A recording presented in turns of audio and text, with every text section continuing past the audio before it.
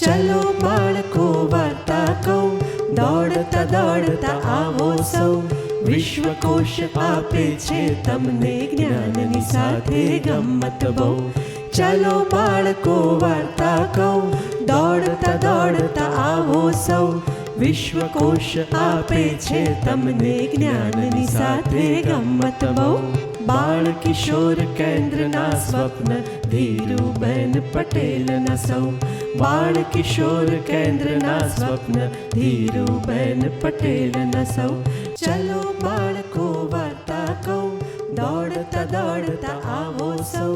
વિશ્વકોશ આપે છે તમને જ્ઞાનની સાથે ગમ્મત બહુ.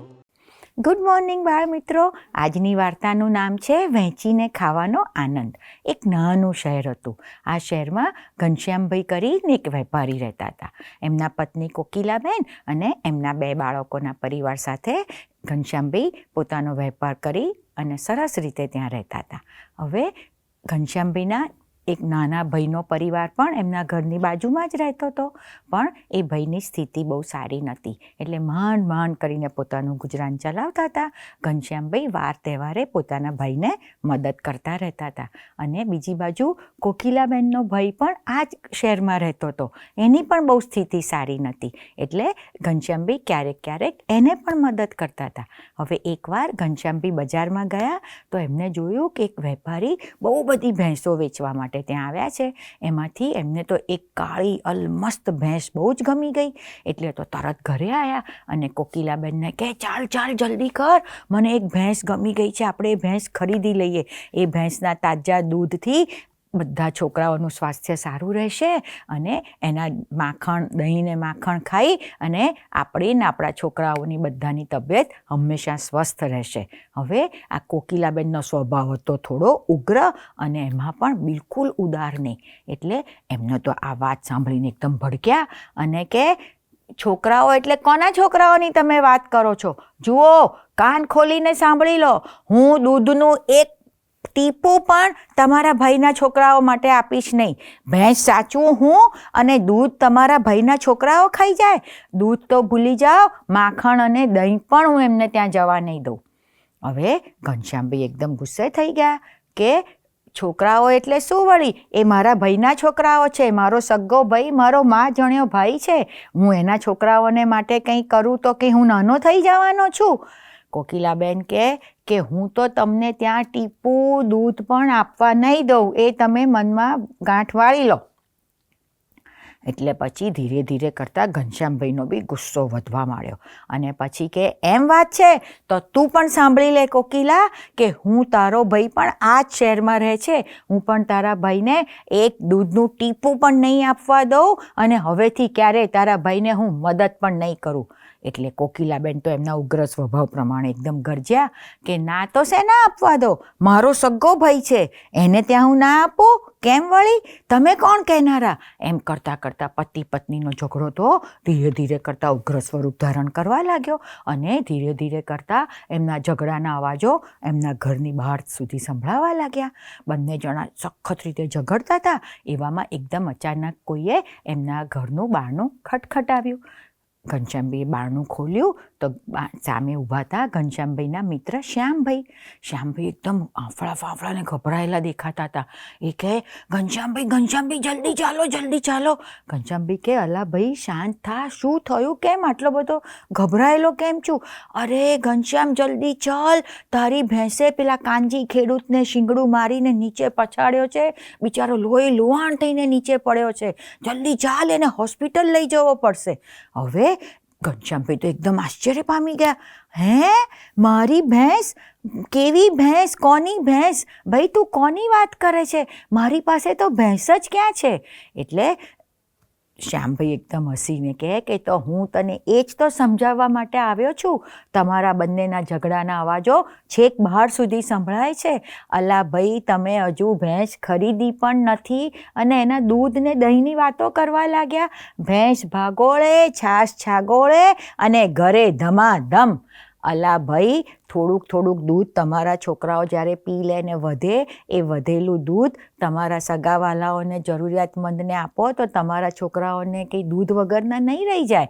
પછી કોકિલાબેન સામે જોઈને કહે કે કોકિલાબેન, પહેલાંના જમાનામાં તો લોકો દૂધ દહીં વેચતા જ નહોતા.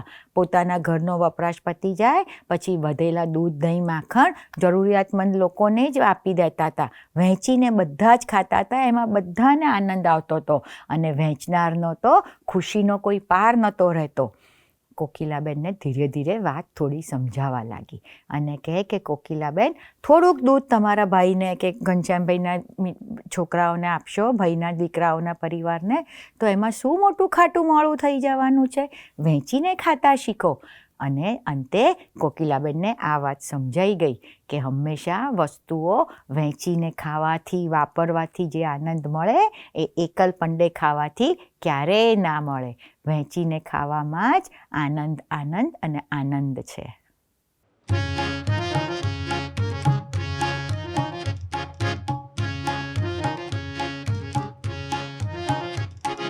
પંડિત ચાલ્યા જાય છે, પંડિત ચાલ્યા જાય છે, પંડિત ચાલ્યા જાય છે, પંડિત ચાલ્યા જાય છે, પગમાં જૂના જૂતા પહેરી પંડિત ચાલ્યા જાય છે, પગમાં જૂના જૂતા પહેરી પંડિત ચાલ્યા જાય છે.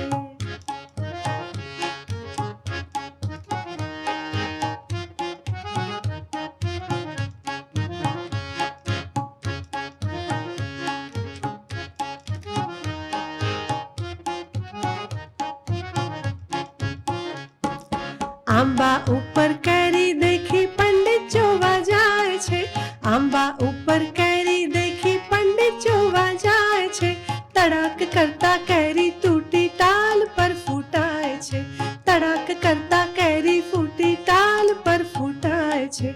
પંડિત ચાલ્યા જાય છે, પંડિત ચાલ્યા જાય છે, પંડિત ચાલ્યા જાય છે, પંડિત ચાલ્યા જાય છે.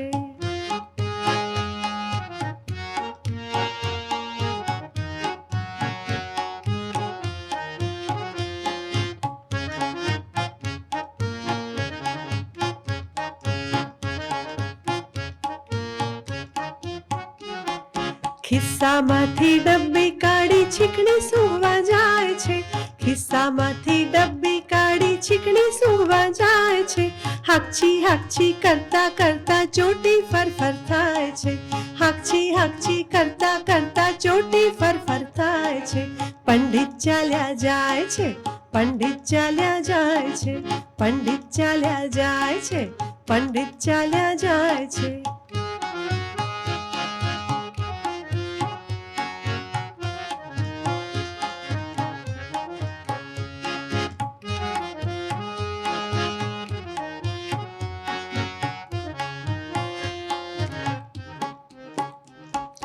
આકાશે એરોપ્લેન દેખી પંડિત જોવા જાય છે, આકાશે એરોપ્લેન દેખી પંડિત જોવા જાય છે, આમ તેમ ફાંફા મારા ગધેડે અથડાય છે, આમ તેમ ફાંફા મારા ગધેડે અથડાય છે.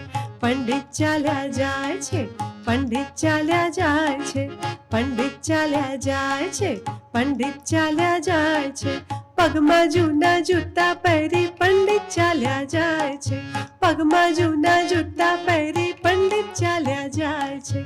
પંડિત ચાલ્યા જાય છે, પંડિત ચાલ્યા જાય છે, પંડિત ચાલ્યા જાય છે, પંડિત ચાલ્યા જાય છે.